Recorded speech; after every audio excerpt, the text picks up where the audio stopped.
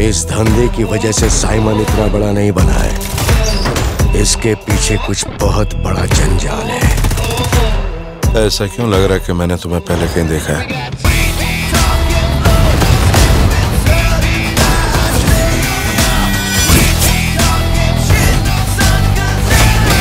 इस देवा को जानने के बाद भी तूने ऐसा सोचा?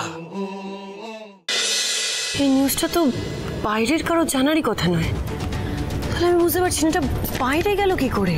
এই নাটকটা না এবার বন্ধ করো দিশা, এমন ভান করছো যেন নিউজটা দেখে আকাশ থেকে পড়লে। মানে আমি কি ভান করবো তানিশকে, আমি সত্যি ব্যাপারে কি মিথ্যে কথা বলছো তুমি। এই বাড়িতে একমাত্র বাইরের লোক না তুমি, আর তুমি খুব ভালো করেই জানো যে আমাদের তুমি এগুলো করে ক্ষতি করতে পারবে। আমি শিওর যে দাভাইয়ের ইমেজ ডাউন করতে তুমি ইচ্ছে করে ইন্টেনশনালি এটা মিডিয়াকে জানিয়েছো। কি বলছো নাকি তানিষ্কা? আরে বাবা, দিশা কেন শুধু শুধু নিউজটা মিডিয়াতে লিক করবে? অদ্ভুত কথা বলছো তো। সেটাই তো আমারও কোয়েশ্চেন রনিত দা।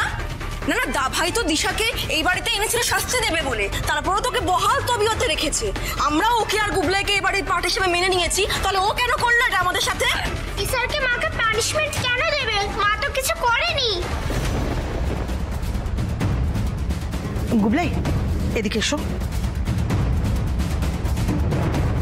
বলছি কি, এখানে তো বড়রা কথা বলছে, তুমি ঘরে যাও।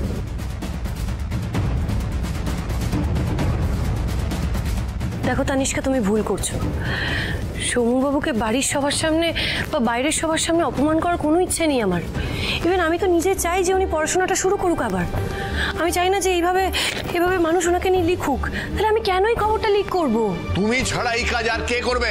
দেখো বাবা, কলেজের কেউ তো হতে পারে, আমি বিশ্বাস করি না এর পেছনে দিশার হাত আছে।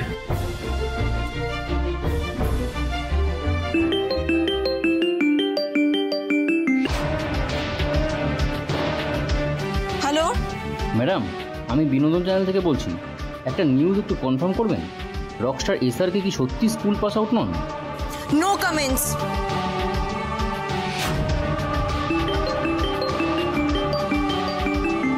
দেখি দেবদত্ত আবার ফোন করছে কেন? হ্যাঁ বল। এইসব কি পড়ছি রে? নিউজে ছেপেছে সৌম্য নাকি স্কুল পাস করেনি, কিন্তু তুই তো বলেছিলি সৌম্য প্রাইভেটে গ্র্যাজুয়েশন করে নিয়েছে। আরে ইটস অল রিউমার, বুঝেছিস? আচ্ছা শোন না, আমি একটু ব্যস্ত আছি, তোকে পরে রিং ব্যাক করি। হ্যাঁ, ওকে ওকে ওকে। ওহ, এই যে দেখলে তো দিশা, কিভাবে শুধুমাত্র তোমার জন্য দাভাই সহ আমাদের বাড়ির প্রত্যেকের ঘরে বাইরে নাক কাটা যাচ্ছে। এবার এর খেসারত কে দেবে? দাঁড়ান দাঁড়ান, কোথায় যাচ্ছেন আপনারা? আরে শুনুন, কোথায় যাচ্ছেন?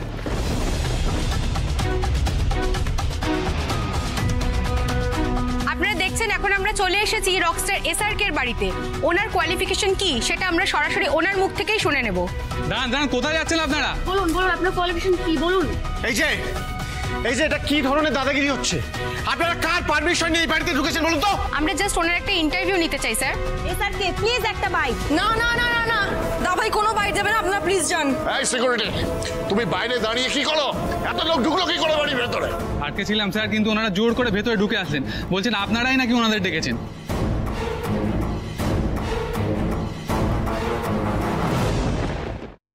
আজকে কাগজে যে নিউজটা ছেপেছে সেটা কি সত্যি? আপনি কি সত্যি স্কুলের পড়াশোনাটাও কমপ্লিট করেননি? কিন্তু এত বড় লোক পরিবার আপনার, টাকার অভাবে তো পড়াশোনা ছাড়েননি, তাহলে পড়াটা কমপ্লিট করলেন না কেন স্যার? তাহলে আপনি কি কোনোভাবে এক্সাম ফেল করে? আর একটা কথা বললে আমি কিন্তু পুলিশ ডাকবো। বেরোন বাইরে, সবাই বাইরে যান। এসআরকে আপনাদের কোনো বাইট, কোনো ইন্টারভিউ দেবে না। আপনারা যা খুশি তাই নিউজ করতে পারেন, উই ডোন্ট কেয়ার। বুঝতে পেরেছেন? নাও লিভ, সবাই এবার বেরোন। যান, বাইরে যান। দাঁড়ান,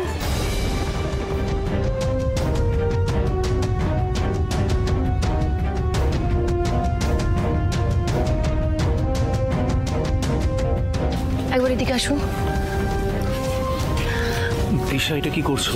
এখন আর কিছু লুকিয়ে লাভ নেই, আমার উপর একটু ভরসা রাখুন প্লিজ। বলছি, আপনারা ছবি তুলবেন তো?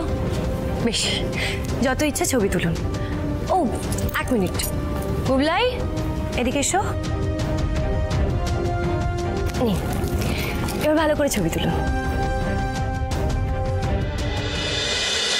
মৃণাল, গৌরীবাবু শিগগিরই টিভিটা খুলে দেখুন। কত বড় খবর হচ্ছে আপনাদের জামাইকে নিয়ে, দেখুন। মানে হ্যাঁ আবার কি হয়েছে গো? দাও দাও দাও টিভিটা চালে, দাও দাও দাও দাও। আচ্ছা, ছবি তুলে নিশ্চয়ই আপনাদের মন ভরেনি। এবার প্রশ্ন করবেন তো?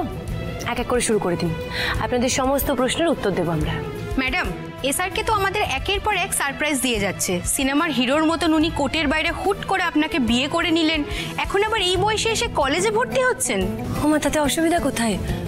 পড়াশোনার তো কোনো বয়স হয় না। কিন্তু এত বড় একজন রকস্টার স্কুলের গন্ডি পেরোয়নি, এটা শুনে তো ফ্যানরা অবাক হয়ে গেছে।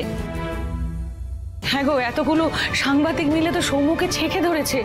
হ্যাঁ ধরবেই তো। দেখো মৃণাল, কালকে সমস্ত নিউজ পেপারের হেডলাইন হবে তোমার জামাইকে নিয়ে। তোমার জামাই কিনা স্কুলটুকুও পাশ করতে পারেনি। ছি ছি ছি ছি ছি ছি। ওনার ফ্যানরা তো এটা মেনে নিতেই পারছে না যে তাদের স্বপ্নের হিরো আসলে অশিক্ষিত। কোথায় আপনাদের মেয়ে ডাবল গ্র্যাজুয়েট, আর জামাই কিনা স্কুলের গন্ডিটুকুও পেরোতে পারলো না। তা আপনারা বিয়েটা মেনে নিলেন কিভাবে? ওই নাম, যশ আর পয়সা দেখে বুঝি? তখন থেকে কি যা তা বলে চলেছেন বলুন তো আপনারা? একটু চুপ করুন না প্লিজ। আমাদের না হয় চুপ করালে, সবার মুখ কি বন্ধ করতে পারবে? এই কেচ্ছা তো শহরের ঘরে ঘরে ছড়িয়ে পড়লো এখন। একটা ছোট্ট ভুল হচ্ছে। এই অশিক্ষিত বা অল্প শিক্ষিত আর স্কুলের গন্ডি পেরোয়নি মানে স্কুল পাস আউট হয়নি, এই দুটো কথার মধ্যে কিন্তু বিস্তর ফারাক আছে। আজ আপনাদের সেই ফারাকটাও বোঝাবো আর আপনাদের সমস্ত প্রশ্নের উত্তরও দেবো। আপনি কেন উত্তর দেবেন ম্যাডাম?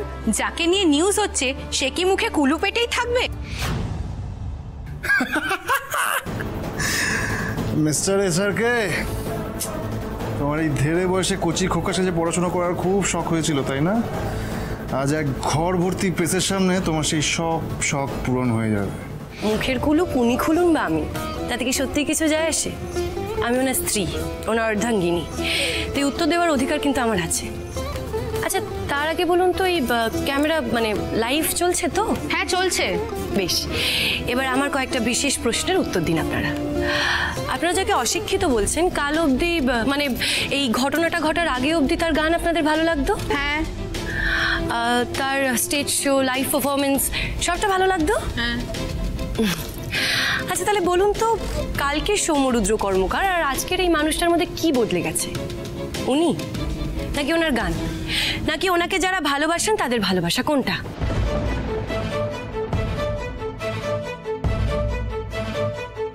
আচ্ছা, আপনাদের একবারও মনে হলো না যে এত বড় এত ফেমাস একজন সিঙ্গার হুট করে এত বড় একটা সিদ্ধান্ত কেন নিল?